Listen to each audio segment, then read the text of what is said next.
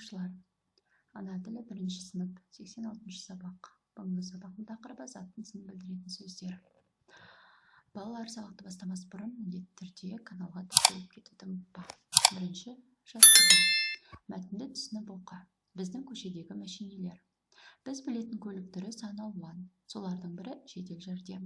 Онда дәрігер Мейірбике болады. Тағы бір машинені ешкім тоқтатпайды. Бірақ бұл көлікті бірден танисың. Өрт сөндіргіш машинелер от сияқты қызыл. Мұнда өрт сөндірушілер отырады. Бұл машинелер тез жүреді, себебі оларға өртті тездетіп сөндіру керек. Біздің көшеде машинелер өте көп. Әрқайсының өз ісі бар. Балдырған журналынан алынған.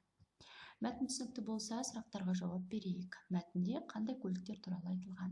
Мәтінде жедел жәрдем және өрт сөндіргіш көліктер туралы айтылған. Жедел жәрдем өрт сөндіргіш машинелері не үшін қажет?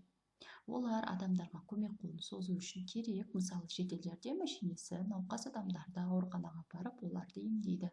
Өрт сөндіргіш машине өртке оранған жерлерді өшіреді.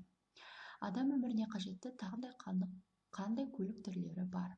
Мысалы, жол полициясы көлігі бар, ол жол қозғалысы қауіпсіздігін қамтамасыз етеді, жол қозғалысын басқарады, адамдарға көмек қолын созады.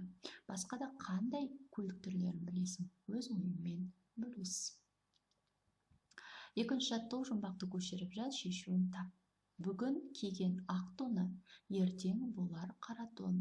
Қара тоны аздан соң болып кетер ала тон. Ол не?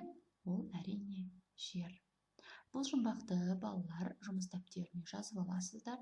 Оған дейін заттың түсін білдіретін сөздерді тауып, оларға сұрақ қояйық.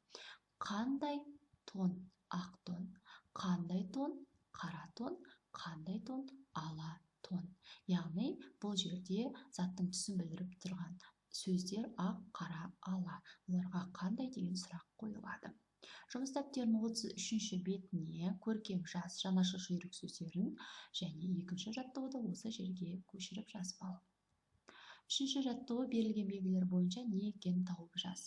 Әдемі түрлі түсті гүл, сақ қорқақ тез жүгіреді қоян, тәтті қызыл алма. Бұны да жұмыс дәптерінің 33-ші бетіне көшіріп жаз.